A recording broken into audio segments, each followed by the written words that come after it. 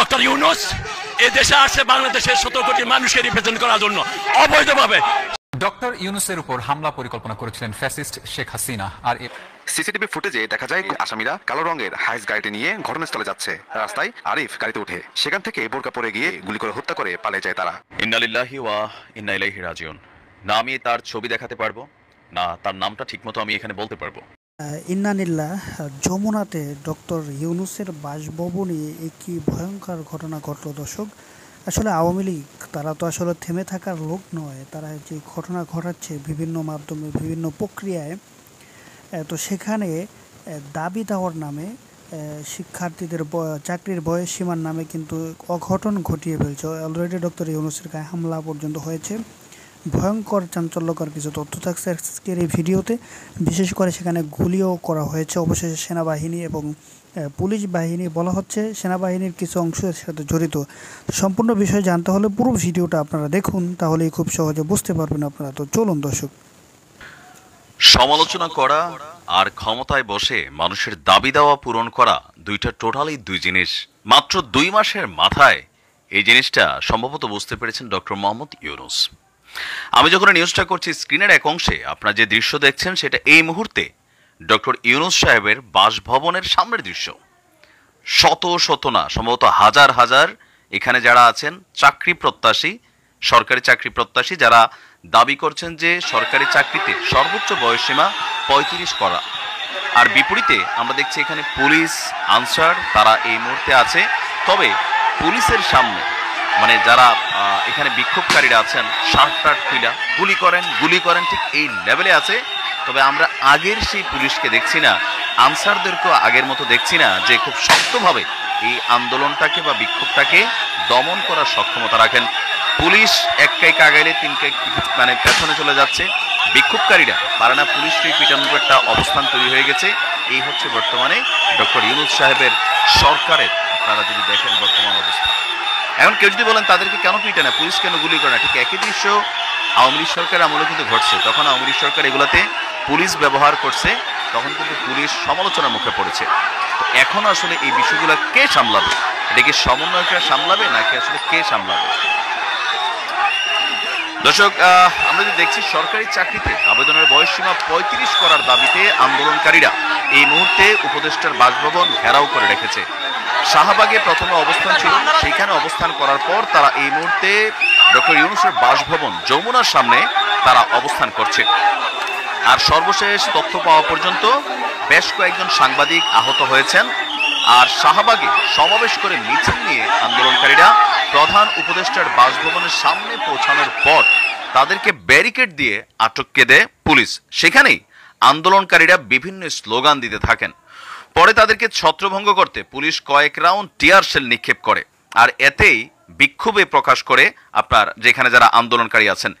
এ বিষয়ে ডিএমপির অতিরিক্ত police commissioner crime and operation Israil Howlader বলছেন যে প্রধান উপদেষ্টার বাসভবনের সামনে সভা সমাবেশ করা কিন্তু নিষিদ্ধ বা এটার ব্যাপারে নিষেধাজ্ঞা দেওয়া ছিল, কিন্তু আন্দোলনকারীরা পুলিশের নিষেধ অমান্য করে প্রধান উপদেষ্টার বাসার সামনে চলে যায়।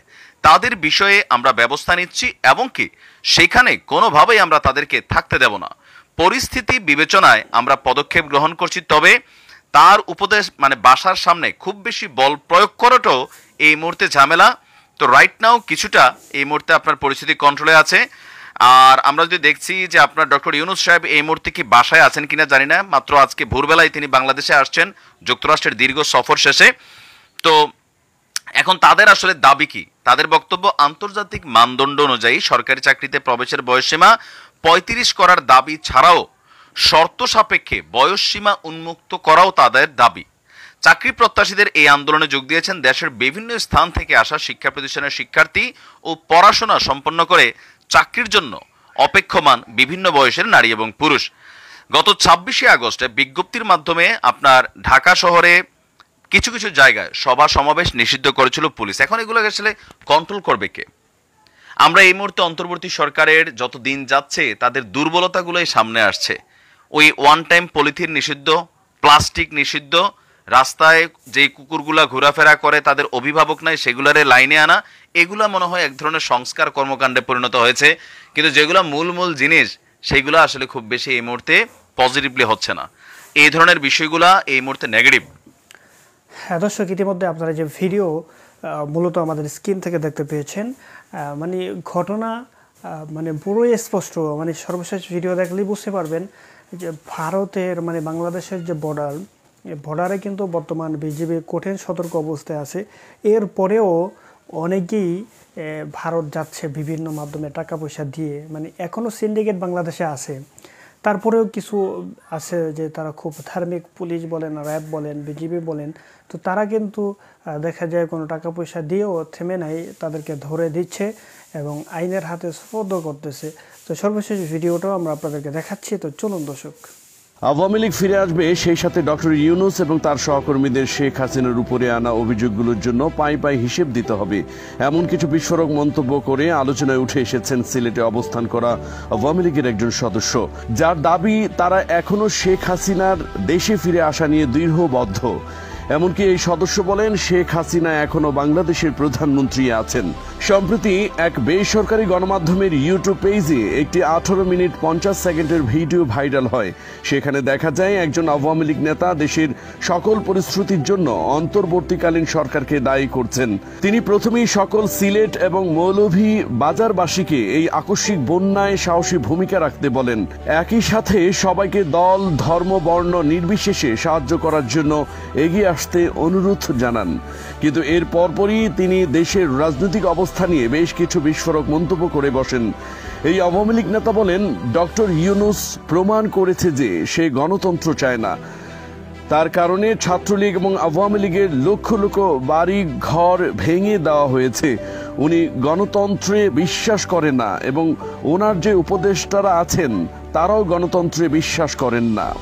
তিনি বলেন, তারা বাংলাদেশকে জিম্মি বানিয়েছে। তারা আওয়ামী লীগ, যুবলীগ, ছাত্রলীগ, স্বেচ্ছাসেবক লীগ এবং শ্রমিক লীগের ঘর বাড়ি ধ্বংস করেছে, যে কালচার বাংলাদেশে কোনোদিনও ছিল না। তারা পুলিশের প্রাণ নিয়েছে, সাধারণ মানুষের প্রাণ নিয়েছে, আর আজকে তারা প্রাণ কেড়ে নিয়েছে ছাত্রলীগের সাবেক সাধারণ সম্পাদক পান্নার।